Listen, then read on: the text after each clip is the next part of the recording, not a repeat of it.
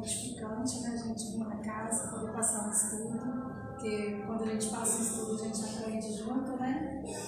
E esse mês de dezembro, a gente está começando, hoje, né, o primeiro dia de dezembro, a gente está começando o mês da família, né? Onde é comemorado o mês da família. E aí eu vou começar hoje com uma mensagem que foi colocada até no grupo, né? Falando justamente sobre a família. A família é a lavoura de luz da alma, dentro da qual triunfam somente aqueles que se revestem de paciência, renúncia e boa vontade. De quando a quando, o amor nos congrega em pleno campo da vida, regenerando-nos a sementeira do destino.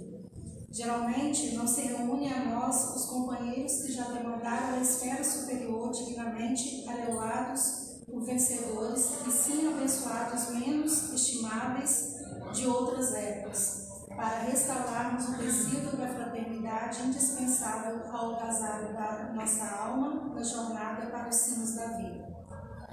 Muitas vezes, na condição de pais e filhos, cônjuges ou parentes, não passamos de devedores em resgate de antigos compromissos. Se és pai, não abandone seus filhos aos processos da natureza animal, qual se for menos digno de atenção que a hortaliça de tua casa. A criança é um prato de terra espiritual que devolverá o que aprende, invariavelmente de acordo com a sementeira recebida. Se és filho, não despreze teus pais, relegando-os ao esquecimento e subestimando-lhes os corações, como se estivessem em desacordo com os teus ideais de elevação e nobreza, porque também um dia precisarás da alheia compreensão para que se aperfeiçoe na individualidade a região presentemente menos burilada e menos atendida. A criatura, no acaso da existência, é espelho do teu próprio futuro na Terra. Aprende a usar a bondade em doses intensivas, ajustando-as ao entendimento e à vigilância, para que a tua experiência em família não desapareça no tempo, sem proveito para o caminho a trilhar. Pelo Espírito de Emmanuel, psicografia de Chico Xavier, livro Família, lição número 1, página 15. Bonita mensagem, né? Que nos traz até muito a ver com o estudo de hoje. Tá? Para a gente começar, vou fazer uma prece, né? Vamos todos nos espiritualizarmos, né? Para que a gente possa receber a bênção da espiritualidade. Senhor Jesus, gostaria de agradecer este momento aqui presente, onde possamos estar todos juntos aqui, reunidos para aprender a tua palavra. Que a espiritualidade possa fazer presente, abrindo os nossos corações, para que possamos sair daqui, Senhor, com teus ensinamentos em nossa mente e em nossos corações, levando para casa, para o nosso lar, nossa família, os entendimentos aqui passados, e possamos sair daqui melhores do que chegou. Quando a gente quando a gente pensa assim na esfera da matéria, né? Porque a gente vê muito lá, a gente vem falar do lado espiritual, mas lembrando da esfera da matéria, a gente tem que lembrar que a família é uma relação afetiva entre as pessoas que tenham ou não laços sanguíneos, né? Com um conceito que se baseia no amor, na ajuda mútua, na partilha, que promove a formação de valores em cada um de nós. Quando a gente fala família, no termo jurídico, né, no termo material, a gente pensa o quê? No casamento, né, pai, filho, mãe, primo, né, sobrinho, então a gente pensa logo nesses laços consanguíneos.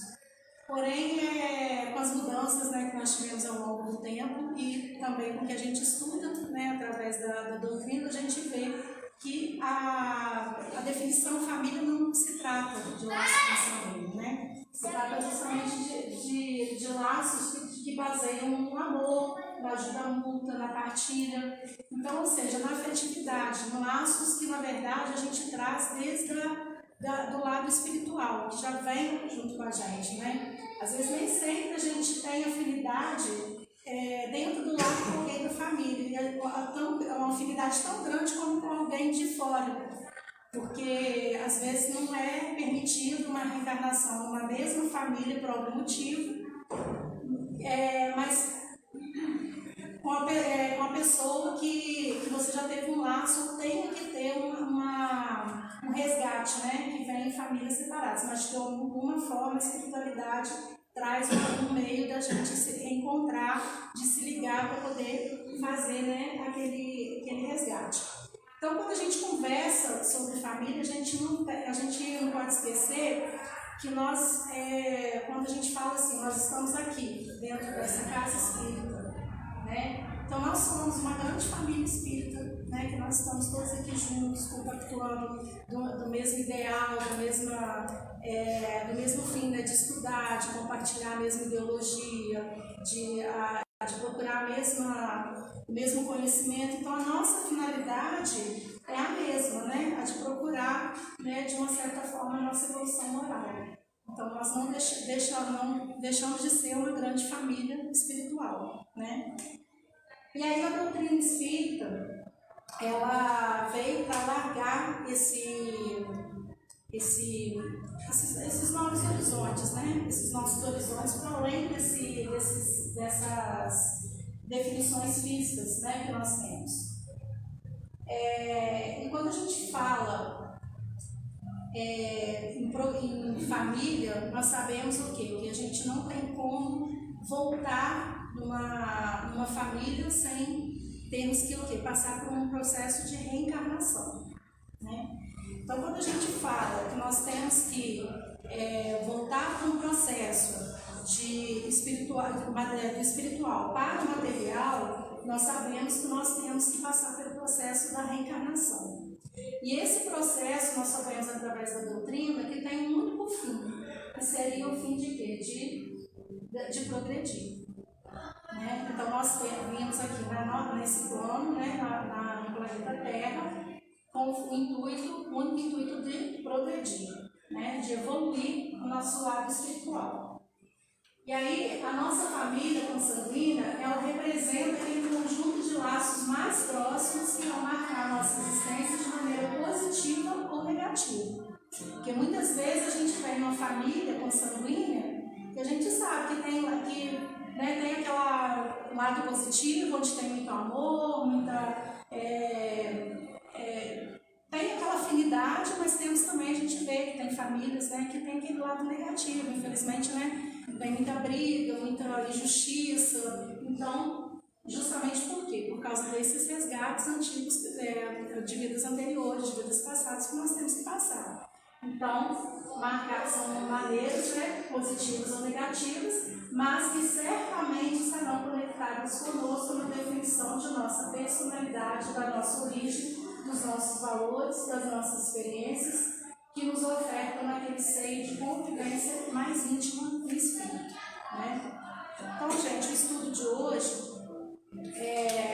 que foi proposto, e no mês de dezembro todinho será trazido, né, os estudos, todos todos temas relacionados à família. Tá?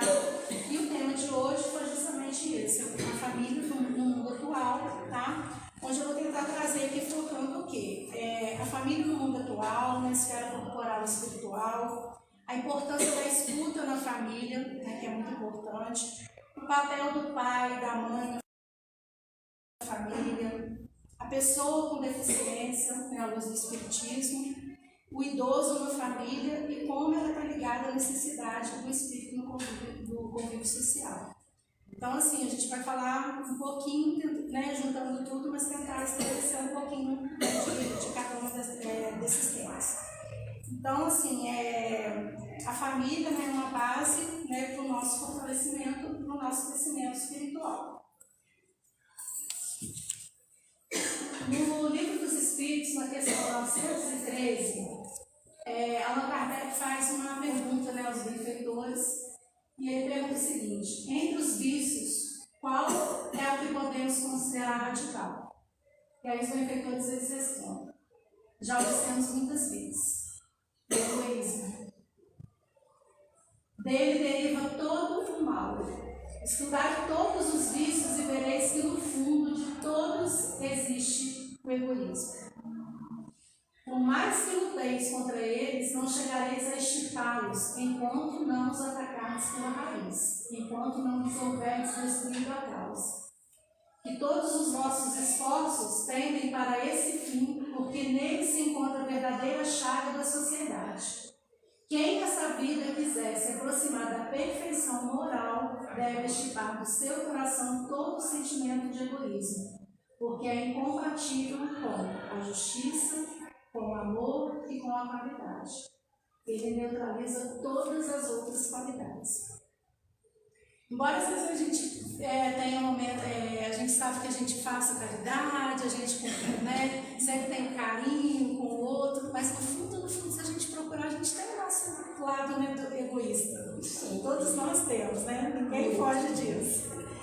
Então é muito complicado às vezes a gente fugir disso, do orgulho, egoísmo. Muitas vezes a gente acaba caindo, né, nessa mazela, infelizmente, né? Não tem jeito.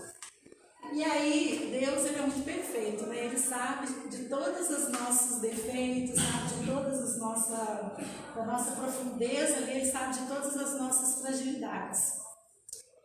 E aí, como ele viu, né, que o maior perigo, né, que pode atrapalhar o nosso processo de evolução é o egoísmo, né, tá ligado ao egoísmo, ele criou um mecanismo para tentar nos auxiliar.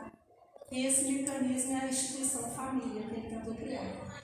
Porque, gente, eu costumo falar o seguinte, quando a gente casa, que o casamento, para ele dar certo, tem que ter renúncia, né? De uma das partes. Porque se todo mundo quiser mantiver ali o seu, né, aquele temperamento seu, não vai dar certo de jeito nenhum. Então a família é a mesma coisa, porque você convive com 2, 3, 4, 5, 10, né? Igual as famílias mais antigas tinham 15, né? Às vezes 15 filhos e tal. Então pensa você viver dentro de um lar com 15 irmãos diferentes, com pensamentos diferentes, com ideais diferentes. Então é você renunciar o tempo inteiro a algum sentimento, alguma ideologia, para poder tentar viver, né, em família, tentar conviver. E antigamente, gente, as famílias eram maiores e conviviam bem, né? Tinha aquele amor enorme. Hoje, às vezes, as famílias muito menores você vê ali, né? Um lutando, brigando com o outro por coisas pequenas. Então, Deus criou, né, essa instituição, criou a família, né, onde essa proximidade física, né, nos faz, assim, de uma certa forma, a gente trabalhar esse lado, né, da afetividade, do amor, né, para a gente poder tentar progredir, para a gente poder tentar buscar essa evolução, esse amor, né, maior. E aí, na busca desse progresso da evolução, como eu falei, é indispensável, né, que haja a reencarnação. E para que a gente reencarne, né, para que a gente possa reencarnar quantas vezes forem necessárias, porque a gente sabe que, né, nós vamos passar por quantas reencarnações forem precisas para a gente poder alcançar essa evolução, né, para que a gente retorne esse mundo material quantas vezes precisa, é necessário que o corpo físico, para que o corpo físico ele volte, é necessário a união de um órgão, de um espermatozoide, né?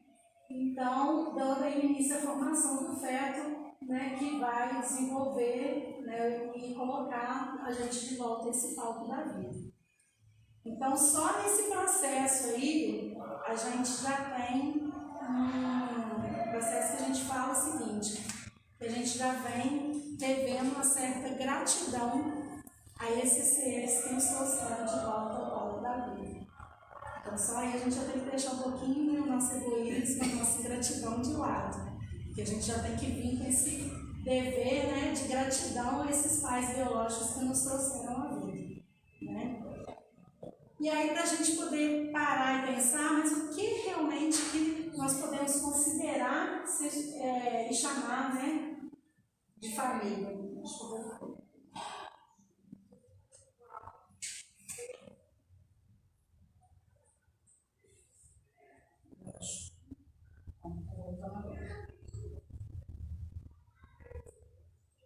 que nós podemos chamar realmente de família, né? Lá no Evangelho segundo o Espiritismo, no capítulo 14, vem falando o seguinte, que os laços de sangue não estabelecem necessariamente os laços entre os espíritos.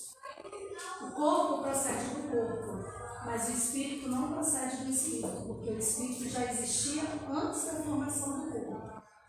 O Pai não gera o espírito do Filho, fornece apenas o envoltório corporal, mas deve ajudar seu desenvolvimento intelectual e moral para fazê-lo progredir. Os espíritos que encarnam em uma mesma família, sobretudo em parentes próximos, são mais frequentemente espíritos simpáticos, unidos por relacionamentos anteriores que se traduzem por uma afeição durante a vida terrena. Mas pode ainda acontecer que esses espíritos sejam completamente estranhos uns para os outros, separados por antipatias igualmente anteriores, que se traduzem também por seu antagonismo na Terra, a fim de lhes servir de prova. Ou seja, nem sempre nós vamos vir em uma família que provém de vidas anteriores. É o caso, por exemplo, dos casos de adoção, né? Pode ser que uma criança tenha sido gerada em outra família e venha até aquela família que ele tem algum resgate pelo meio de adoção. Porque às vezes por algum débito daquele pai ou daquela mãe de vidas anteriores, foi cessado o direito de gerar aquela criança, né? Então eles não puderam ter aquele filho, mas através de uma outra família, né, foi gerada aquela criança, aquela vida, veio aquele espírito e pelo método de adoção veio até aquela família para poder, né, cumprir aquele resgate ali, né? Então, ou de outras formas também, né? Tem muitas outras questões, né? A gente também não tem como saber todas, né? Mas tem várias circunstâncias em que a família, ela não vem diretamente naquela família. Eu li uma psicografia uma vez, acho que foi da Zita Gasparetto, onde ela teve uma história, né? De uma família que o pai matou, acabou tirando a vida da esposa e do filho, e para o resgate dele com o filho, ele casou com uma outra mulher que não tinha nada a ver com ele, teve uma filha com essa mulher, e essa filha veio deficiente. Mas o resgate dessa esposa, dessa mulher, era somente com a filha, não tinha nada a ver com ele. Mas ela deu à luz a um segundo filho, e o resgate dele era com esse filho que ele tinha tirado a vida. Então, assim, ela serviu de instrumento para o resgate dele, e ele serviu de instrumento para o resgate dela com a filha, né, que ela tinha provocado o suicídio da filha em vidas anteriores. Então, né, são meios que a espiritualidade tem para poder trazer, né, essas famílias.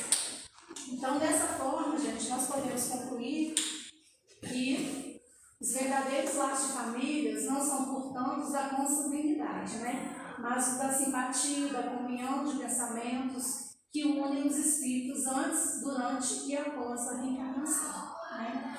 Então, dessa forma, nós podemos entender que a configuração de famílias, né, encarnados não é de uma maneira, né, que venha assim, de uma forma fortuita, né? Ninguém vai tropeçar e cair na família assim, do nada, né? Tudo é escrito no plano reencarnatório, né? Tudo vai ser totalmente programado para que aconteça daquela forma, né? A espiritualidade, eu falo assim, é um programa muito bem feito, né? Uma computação gráfica muito bem feita que consegue juntar, né, ali com aqui para poder no final dar tudo certinho ali para poder gerar esses encontros, né, de reajustes e de resgates da espiritualidade que nós necessitamos. E aí, no final, né, nós encontraremos, né, certamente um seio familiar, né, aqueles indivíduos que nós necessitamos para poder, né, compartilhar ali aquele respeito, aquele amor. No final, né, muitas vezes a gente encontrar, conseguir fazer com que a gente possa encontrar com aqueles que são credores, né, e que a gente possa conseguir fazer os reajustes, consiga fazer as reparações, né, de vidas passadas. Então, tem uma história que eu acho que eu já até contei aqui numa outra palestra, mas já tem muito tempo que eu achei interessante contar aqui, porque quando a gente fala dessa questão das famílias, né, se reunirem, questão de reajuste, de reparação, cai direitinho, que é uma história que o Humberto de Campos conta, que é uma história muito singela, que conta da questão de um jovem, que ele conheceu um senhor, já estava no final da vida dele, e o senhor era muito rico, e ele não tinha herdeiro nenhum. Então ele viu uma oportunidade assim dele ficar rico, que ele achou assim na cabeça dele, ele tinha, como ele era novo, né, tinha toda uma vida pela frente, ele com a riqueza daquele senhor, ele poderia fazer muito mais do que ele. Então ele acabou por assassinar esse senhor e tomou toda a fortuna, né, desse senhor. E aí ele mudou para uma outra cidade, onde ninguém conhecia ele, para que ele pudesse, né, formar o negócio dele e dali ele crescer com o dinheiro que ele havia roubado.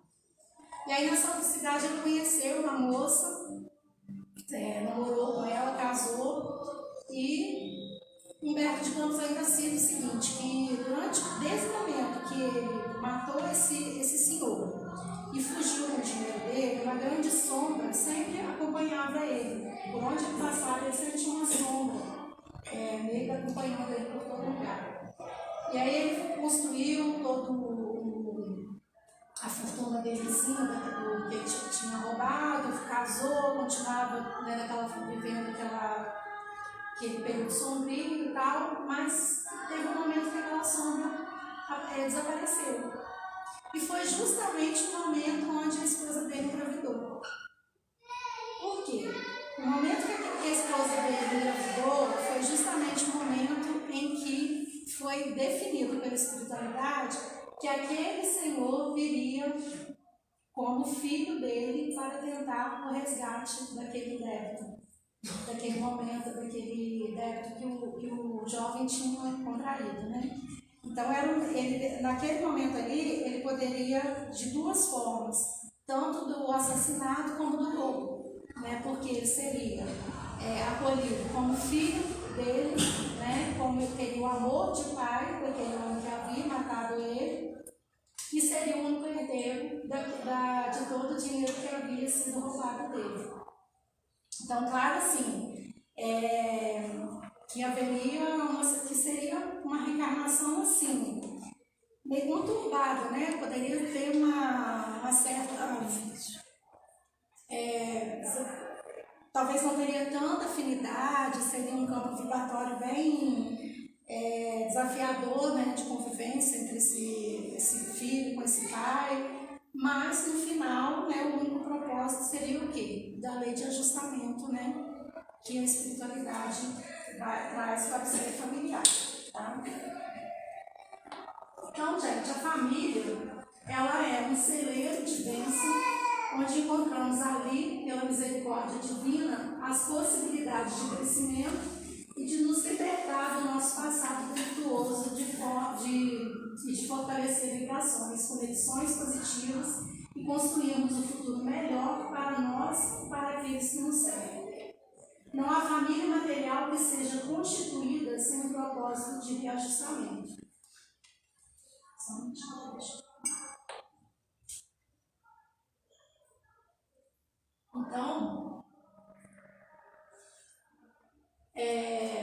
Então seja família, né, consanguínea ou não, de qualquer forma, quando há a união, seja por laço de amizade, seja por família mesmo, por casamento, filho, se tem aquela ligação, há essa possibilidade de crescimento, de libertar de algum passado delituoso, né, entre aquelas pessoas. Então há essa necessidade de reajuste. E aí não há família material que não seja constituída sem o propósito de reajustamento. E aí nós temos que saber o quê? Que existe, como eu falei lá no início, nós temos a família corporal e temos a família espiritual. Só nós temos que saber o seguinte, que a família corporal, gente, elas são famílias consideradas famílias frágeis, né? São famílias que elas podem se extinguir. Por quê? Eu costumo falar o seguinte, infelizmente, embora assim, Deus é perfeito, nós não somos fantoches na mão dele, mas tem hora que eu falo assim, eu nem sei se o livre-arbítrio é bom. Porque, infelizmente, em alguns casos existe o livre-arbítrio, né? Porque se a gente vem numa família, né, com aquilo tudo traçado para a gente poder passar por aquele resgate, só que nós temos o livre-arbítrio. E aí, esse lado da família corporal é que a gente pode mudar tudo. Aquilo que poderia sair bom, dar bem, vai dar ruim. Né? Porque você acaba indo todo pro lado do mal, acaba não conseguindo, de repente, ter a paciência que você deveria conseguir ter um pouco mais de amor, um pouco mais de caridade, né? Um pouco menos de egoísmo. E aí você acaba, ao invés de você evoluir, você acaba retrocedendo. Então, por isso que a gente fala que a família corporal ela é frágil. Porque ao mesmo tempo que você pode, né, se agarrar naquele amor e ir com fé, vamos falar assim, né, e seguir em frente, não. Você pode justamente, com aquela fragilidade, você quebrar e acabar com tudo aquilo. E aí você vai partir daquela família, você vai brigar, em muitos casos, igual a gente, né, vive assistindo aí nas televisões, filho assassinando o pai por causa da irmã, por causa de dinheiro, por causa de herança, ou irmão. Então acaba acontecendo essas tragédias que a gente vê por aí. Então, infelizmente, né, esse lado da família corporal tem essa questão da fragilidade. Porém, a família espiritual, ela é o contrário, ela já é uma família, a gente pode dizer que é uma família mais forte, é uma família durável. Por quê? Elas, embora a gente fale que não é punição, mas ela se fortalece pela punição, né? Pelo resgate que nós temos que fazer. Porque embora a gente nessa vida corporal, né, não tenha chegado àquele reajuste, não tenha conseguido seguir junto ali, mas lá na espiritualidade vão se encontrar e vão novamente, né, ser feito todo aquele plano reencarnatório, porque lá vai ver que tem que ser feito o reajuste. Lá em cima vai cair na consciência que tem que ser feito o reajuste. Então tem aquela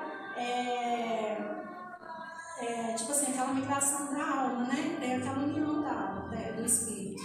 Tem que haver aquele resgate. Então não vai, até que haja aquele resgate, não vai ter aquele distanciamento. Quer dizer, nunca vai ter um distanciamento, porque tem que ter o resgate até que haja o que Cristo falava da família universal, né? Do amor, né? Universal.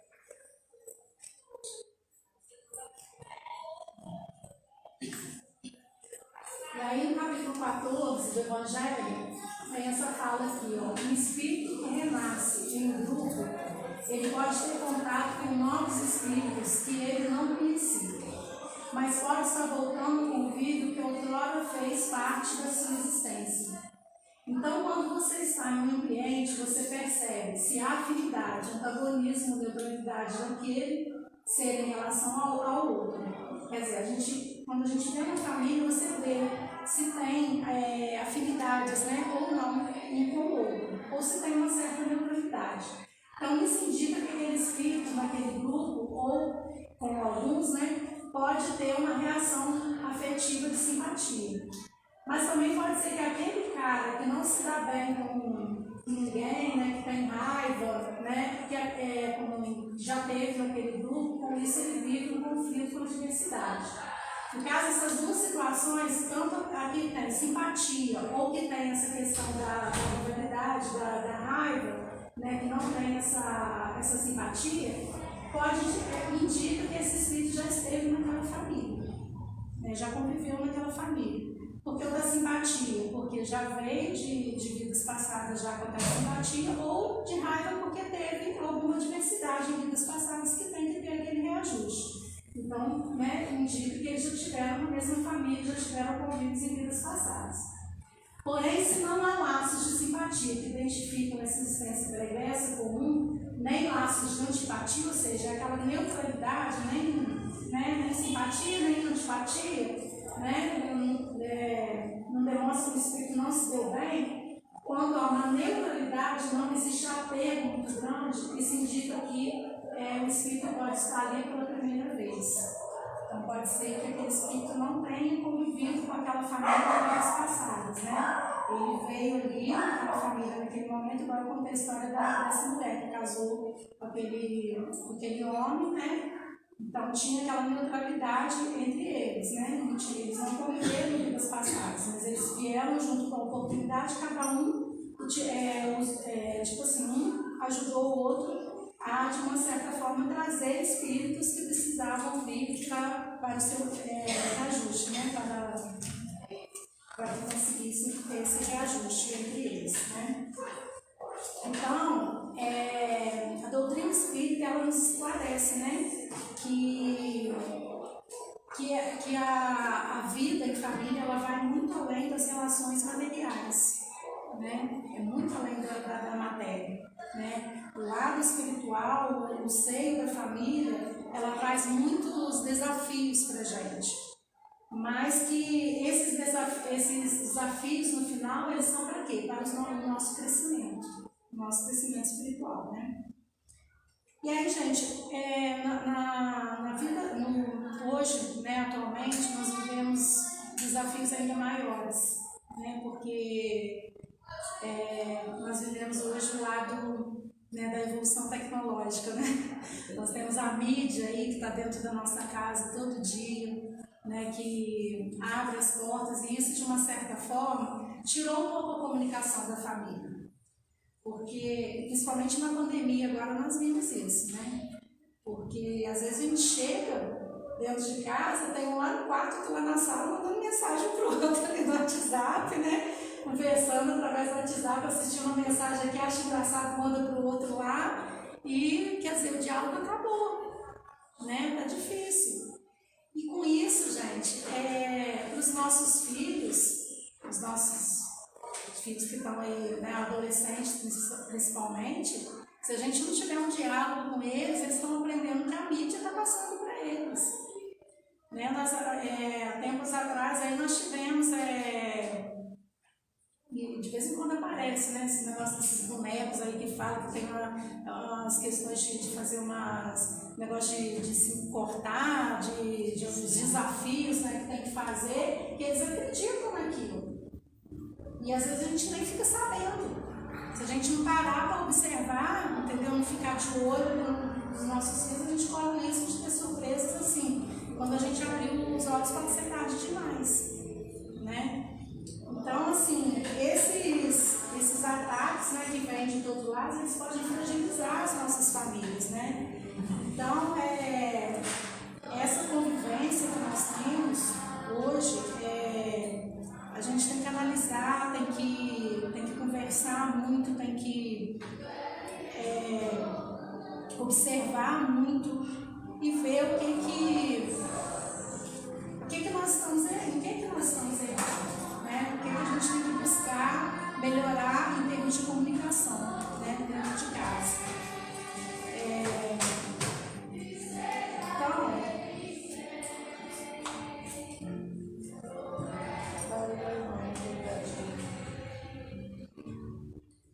E aí, quando a gente fala dessas invasões, né, da mídia para dentro dos nossos lares, a gente faz a seguinte pergunta, né? Qual deve ser a postura da família perante as invasões que nos proporcionam os meios de comunicação, particularmente na infância dos nossos filhos? Como impedir que valores errados causem confusões nos espíritos ainda reencarnantes? Então, a resposta é uma só. É a base moral sólida de uma família cristã, né? Então, a família, ela tem que estar na capacidade de desenvolver, de fazer valer os ensinamentos cristãos, né? Se estamos seguros dos valores que nós abraçamos, é preciso nos utilizar desses valores para fazer uma análise crítica daquilo que estamos recebendo pelos meios de comunicação. Então, ou seja, tem que haver comunicação, a escuta comunicação, a forma de você ensinar os seus filhos desde da infância, é muito importante isso. É você observar, é você estar comunicando o tempo todo, é você participar do desenvolvimento do seu filho. Daí a grande importância vai colocar aqui,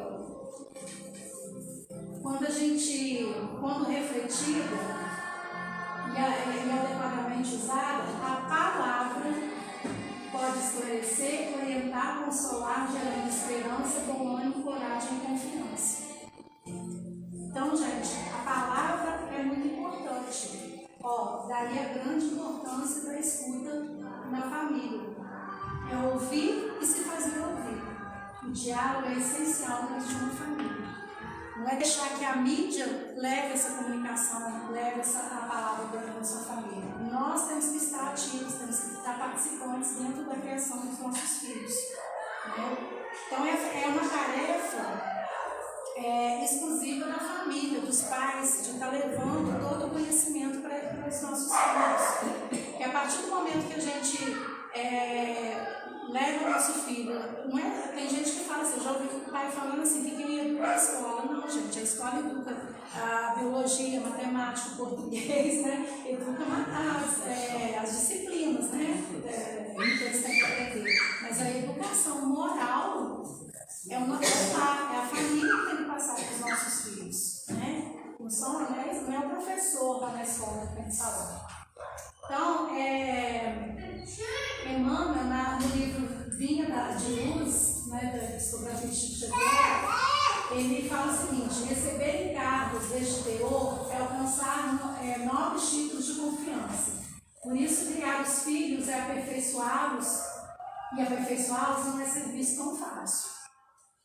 Então, nós sabemos que hoje, para os pais, a participação do pai, de uma mãe, de uma família é muito importante. Nós temos que saber dar orientação para os nossos filhos. Fácil não é. Ainda mais, como eu falei, né, com as mídias, com tudo que nós temos aí hoje em dia, é complicado, a gente sabe. Ainda mais quando vai chegando uma certa faixa da adolescência, que eles acham que sabe tudo, né? Sabe mais que a gente. A gente já ficou arcaico para eles. Mas é importante a gente fazer valer essa parte, né, da moral, né, dos bons costumes, da religião, do lado cristão. E isso aí tem que ser enfocado desde a criança, igual ali, né? Evangelização veio para o centro, traz a criança para a evangelização, já está desde cedo aprendendo, né, os ensinamentos. Não estou falando só o centro, mas quem quer levar, igual o Enzo teve um tempo atrás, que ele falou assim: mãe, eu quero para a catequese. Porque um coleguinha dele da escola, o melhor amiguinho dele, estava na catequese. Eu falei: você quer ir para a catequese? Você vai, mas você vai começar e vai terminar, vai fazer primeiro comunhão e tudo. Depois, se você resolver, você quer voltar a ser espírito, você volta a ser espírito. Mas você não pode começar e parar no meio do caminho. Então, quer dizer, tem que ter opção de escolha dele também. Mas alguma base religiosa tem que ter, gente. Não é que a religião salva alguém, né? Salva é o que a igreja, como eu tenho que falar, que é o nosso coração, somos nós. Porém, nós temos que ter uma base. E um dia desse eu estava escutando um palestrante, e ele falando da questão da criança, né? O bebê, quando ele nasce, ele dorme praticamente 22 horas por dia, né? Então, nesse período, ele não está nem lá, nem cá. Né? Ele não está ainda no plano material totalmente. Ele fica variando entre o plano material e o plano espiritual. Então, ele não está totalmente focalizado aqui. Então, nesse período, ele está mais... como que fala? Ele está mais... maleável ao espiritual. Tanto é que a gente ouve casos de crianças que falaram que, igual a minha irmã mesmo, quando ela era mais nova, nós não chegamos a conhecer o meu avô materno. E aí um dia ela chegou na casa da minha avó e falou assim: olha, eu já vi esse homem, ele vivia brincando lá perto do meu berço. Porque quando ela era criança, ela chegou a ver ele. Porque até uma certa idade as crianças têm essa ligação, entendeu? Só que chega, acho que na base dos 11, 12 anos, né, parece que vai desligando isso. Então, já fica mais difícil, só se mais, quando tiver mais uma certa idade que vai desenvolvendo o lado mediúnico. E aí é justamente essa fase da puberdade, né, que vai chegando na adolescência, que aí eles começam a ficar mais agitados, começam a ficar mais... Então aí é a fase mais difícil, porque eles começam, e é a fase que a gente tem que ter mais cuidado, porque eles podem ser influenciados, né, a todo momento. Então a gente tem que ter muito cuidado nisso, né? Então, logo nós devemos reforçar que a família é o nosso primeiro compromisso, né? Então nós temos que a missão dos pais é o da educação dos filhos, né? E é uma missão que é o quê? Ela é indispensável e é intransferível, né? É difícil? Mas nós temos que saber que é a nossa responsabilidade. E aí também tem a questão, gente, que a maioria dos pais, muitas vezes, a gente tem aquele lado assim, que às vezes ou tem pai que é meio omisso, mas tem pai também que é cheio de excesso de ternura, né? Então a gente tem que procurar, assim, uma certa, como se diz, né? Tem que ter uma certa... Equilíbrio, né? Para poder, senão a gente acaba mimando demais, estragando ao invés de ajudar. E aí a Joana de Andes, eu estou até fazendo um estudo nas quintas-feiras do livro Constelação Familiar, um livro ótimo para as famílias poderem ler, porque traz vários temas dentro do livro, tudo relacionado à família, e são temas totalmente diferentes, mas que trazem várias questões que ajudam muito, né? E aí ela traz, assim, várias reflexões que fazem com que a gente busque a gente, né, na questão voltada para o amor, para a pacificação, para a dignidade, para a amizade, né? Então é um livro muito bom para a gente poder buscar fazer um estudo, tá? Então ela fala o seguinte: a família é a base fundamental sobre a qual se ergue o imenso edifício da sociedade. Toda vez que a família se enfraquece, a sociedade experimenta conflitos, abalada nas suas estruturas. Então, se a gente ouvir esse pedaço, a gente para poder pensar. Se você vê um menino de rua, se você vê um menino se drogando, se você vê uma criança se prostituindo, se você vê uma criança saltando na rua, se você parar para poder pensar, isso aí vem de quê? De uma base familiar que foi destruída lá no início. Se essa criança tivesse tido uma base familiar, né, forte, talvez ela não teria chegado nesse extremo. Então, ou seja, né, então volta naquele pedaço ali, ó. Toda vez que a família se enfraquece, a sociedade experimenta conflitos abalados na sua estrutura. Então, ou seja, se a família enfraquece, reflete na sociedade. Então, às vezes a gente fala assim, mas tem filhos que foram criados da mesma forma, e um se deu bem, e o outro foi lá e ficou, né? Mas de alguma forma, justamente por causa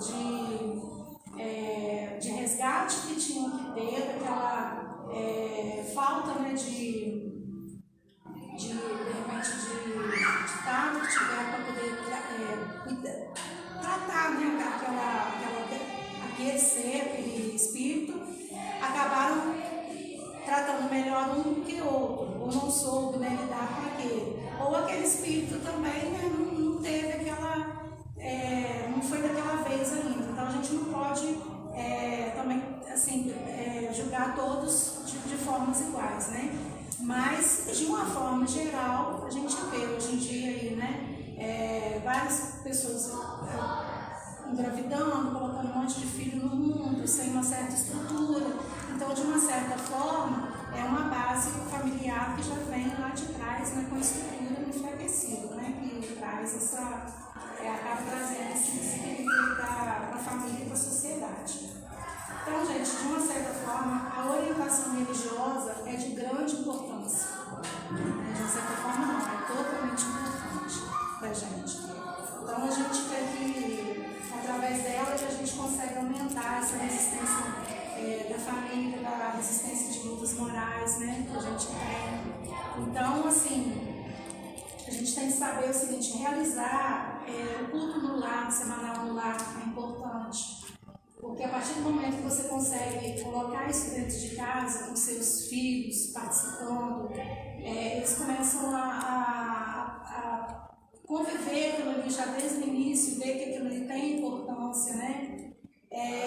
Frequentar, né, a casa espírita, seja a igreja católica ou evangélica, o que for, né? Mas que tenha uma religião, que tenha essa educação, né?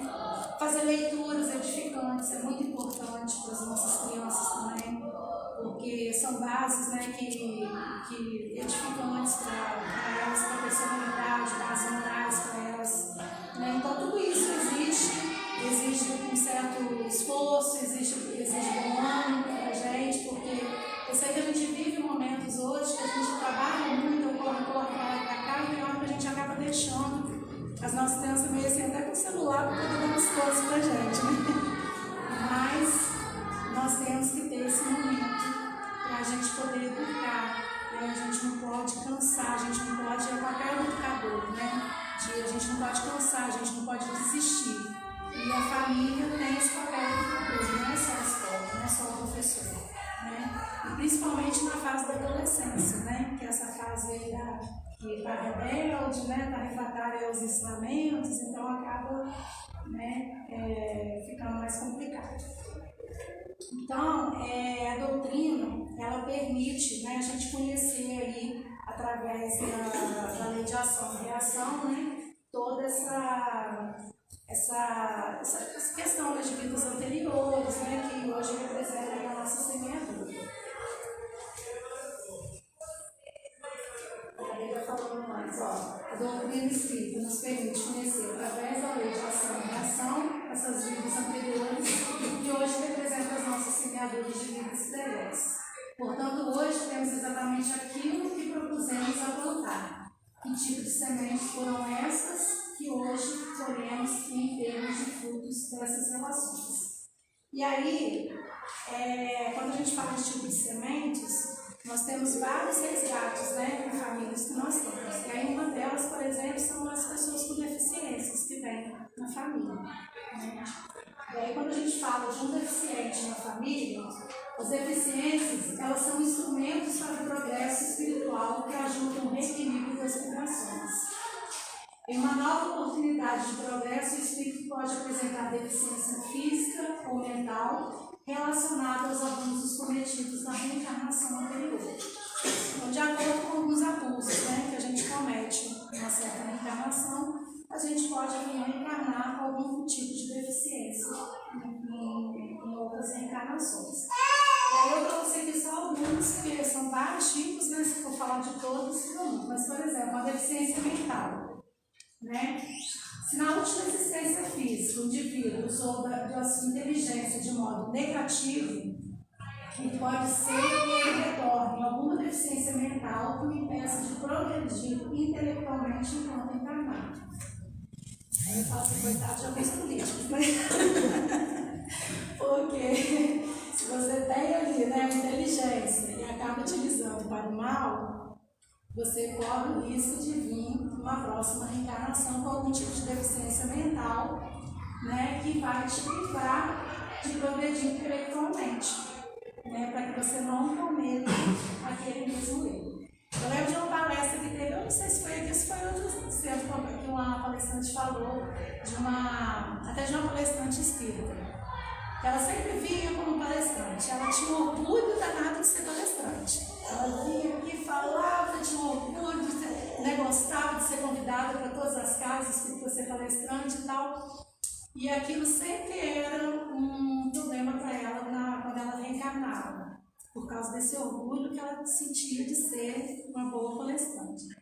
E aí ela pediu uma reencarnação, no processo reencarnatório dela, ela pediu para vir grávida, porque gaga ela não podia fazer palestra. Então era meio que ela tinha de resgatar um pouco aquele orgulho que ela tinha com ela. Então, ou seja, né, é um meio que você tem a deficiência que ela teve de vir grávida para poder tentar resgatar aquele orgulho que ela sentia. A síndrome de Down, ela recebe a oportunidade de aprender lições morais, por exemplo, como a humildade, a paciência, a resignação e a força Então, ou seja, uma pessoa que foi muito autoritária, né, se achando muito melhor que outras pessoas, né, foi muito paciente, né, se achando superior a todo mundo, passava por cima de outras pessoas e tudo, ela pode receber, né, essa deficiência numa próxima encarnação, justamente para ela receber essa lição moral da humildade. Pessoa com deficiência auditiva, né, se ela faz presente para aqueles que pode ser utilizado de modo leviano a sua capacidade de escutar. Então, às vezes, por escutar algumas coisas de forma leviana, acabou se aproveitando de alguma coisa que escutou, né, para poder se dar bem ou prejudicar uma outra pessoa que, de forma, né, que acabou atrapalhando muito esse outro espírito. E aí ele vem com essa deficiência auditiva como forma de resgate. Aí, nesse exemplo, aí tem um exemplo do Guaxinim muito importante. Todo mundo tem gente que você baixou, subindo a Gessi, aquela professora da Évola, da Barra da Paz, que ainda até funcionária da prefeitura. E ele ficou depois, ele tinha 5 anos, ele ficou completamente cego, né? Então, um dia conversando com a gente, olha o que ele falou comigo. Eu nem ia perguntar ele nada desse detalhe, ele falou aqui, mas todo dia eu agradeço a Deus de ser cego. Porque se eu não fosse cego, eu já tinha pulado o muro da integridade, da lealdade. Eu já tinha, quer dizer, olha bem, ele mesmo, se não fosse cego, eu já tinha pulado o muro da decência. Porque ele sabia o que ele tinha dentro dele, né? Cada um se conhece também, né? Hoje eu lembro isso, eu falei assim, eu acho que eu cometi meia da lealdade, porque eu sou surda de um ouvido. Eu nasci surda de um ouvido, mas eu acho que eu fui meia leviana. Legal, gente. Com certeza, alguma vez tem a ver. E aí, gente, existem atitudes que aumentam, né, as chances de haver, né, a necessidade da deficiência como mecanismo de ensinamento. Então, seria, no caso, em primeiro lugar, seria o espírito suicida, né?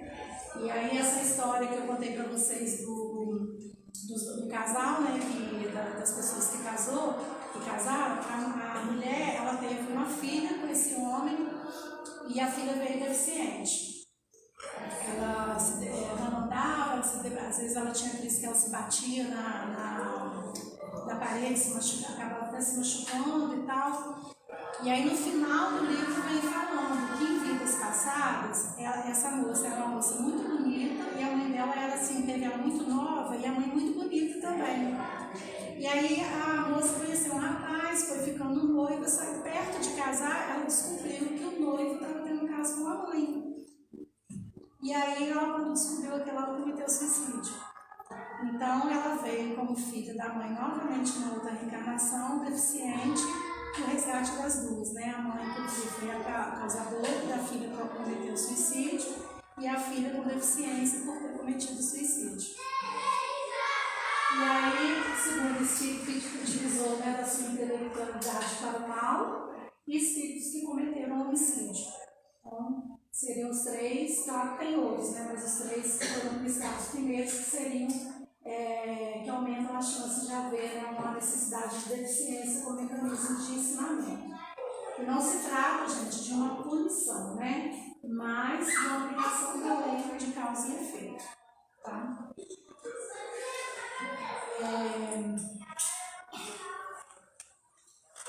Então, gente, a doutrina, ela nos fala, né, da reencarnação e vem, né, nos ligando sempre essa reencarnação em relação ao retorno, ao poder, ao reencontro, né, com todos aqueles, né, que nós, que de alguma maneira, né, nós tivemos de alguma forma nos marcaram em vidas passadas. E aí eu trouxe esse texto aqui, né, da família do projeto, que fala que a doutrina espírita esclarece para nós sobre a importante função educadora e regeneradora da família diante do processo de edificação moral do homem.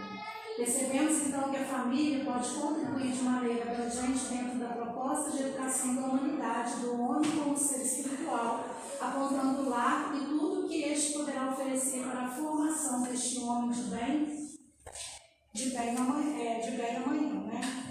Então, gente, a família é uma instituição divina, né, que nós temos que dar muito valor. E mesmo quando há conflitos, quando há problemas entre os indivíduos, né, da família, nós temos que saber que de alguma forma nós temos que passar por aquilo ali para o nosso resgate. Temos que dar esse valor, né? Temos que, no final, o objetivo seria o único de crescimento, né, espiritual. E aí, no ambiente familiar, nós temos que saber que nós encontramos os pais, que eles vão aprendendo a dedicar-se ao próximo, na figura de filhos queridos e necessitados de seus cuidados. Temos os irmãos, né, no aprendizado do respeito, da divisão do cuidado. Temos os primos, por exemplo, compartilhando a descoberta, né, os desafios. E encontramos também aqueles mais velhos, né? Por exemplo, os pais, os avós, né, com idade mais avançada, onde nós chamamos ali de idosos. E aí, gente, nós temos que dar muita atenção, porque eles merecem, né, da nossa atenção diária. E aí eu trago essa fala aqui, que é o seguinte, que Emmanuel ele fala o seguinte: é justo que os filhos cooperem com os pais, embora saibamos que os mais jovens de hoje serão os mais velhos do amanhã, tanto quanto os maduros de agora desempenharão muito em breve o papel de jovens do futuro. Né? Porque tudo é a sequência da lei. Ou seja, hoje nós somos jovens, mas amanhã nós seremos idosos. Os idosos de hoje reencarnarão e serão os jovens de amanhã. Então não há idosos e jovens, né? Nós vamos passar por todas essas etapas. Então não há por que não respeitarmos os idosos na família, né? Tudo é uma sequência na lei. Nós temos que saber que tem essa sequência sempre vai haver essa sequência. E aí tem uma resposta na questão 196 do Livro dos Espíritos, é uma resposta grande, não é uma pergunta, mas eu achei esse trechinho aqui interessante. Teu corpo é uma veste que apodrece. Então não adianta a gente achar, hoje eu sou jovem, bonita, mas eu posso sair na rua, né, cair ali na calçada, vai apodrecer do mesmo jeito que aquele mais idoso que faleceu por a idade mais avançada. Então, de qualquer forma, né, todos nós terminaremos da mesma forma. Então, os afetos de hoje serão nossos amores do amanhã. Essa é a grande proposta de Deus para estabelecer na Terra a família universal, a humanidade unida pelos laços do respeito e da fraternidade. A família é o meio que Deus criou para que o espírito, algumas vezes até mesmo de forma compulsória, possa aprender a pensar no outro, conviver com a diferença, vivenciar tolerância e resignação, exercitar perdão e assim desenvolver-se mais rapidamente. Está meio em cima da hora, eu vou passar aqui. E aí, gente, eu acho que a mensagem foi passada, né? São dois trechozinhos de mensagem dos autores, mas eu acho que foi isso. Espero que eu tenha conseguido passar a mensagem da noite hoje para vocês, tá bom? Então, eu vou fazer a prece final. Eu queria até fazer uma prece da família que eu tinha. Acabei não imprimindo. Só ver se eu consigo aqui rapidinho, que é uma prece da família mesmo. Eu vou dar os avisos rapidinho para vocês.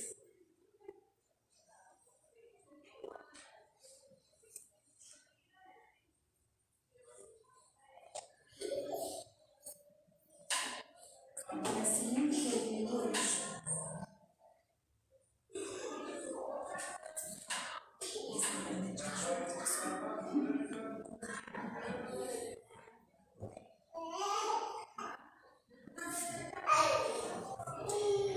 Então, para a gente encerrar, né, queria agradecer a Deus, te agradeço pelo Senhor ter permitido o encontro no mundo material dos espíritos que compõem a minha vida, a minha família carnal, para podermos vivenciar a experiência de cada um, uma necessidade nesse núcleo de aprendizagem que é família.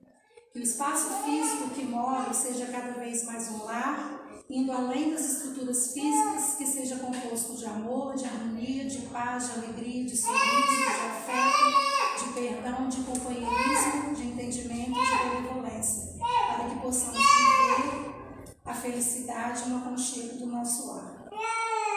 E assim, Senhor, agradecemos por mais este momento aqui na Casa Espírita, por esse ensinamento do passado, pelo aprendizado aqui da noite. Pedimos, Senhor, que possa fortalecer sempre o nosso lar, a nossa família, nos ajudando, nos dando força e sabedoria para lidarmos com todas as adversidades, que encontramos no dia a dia.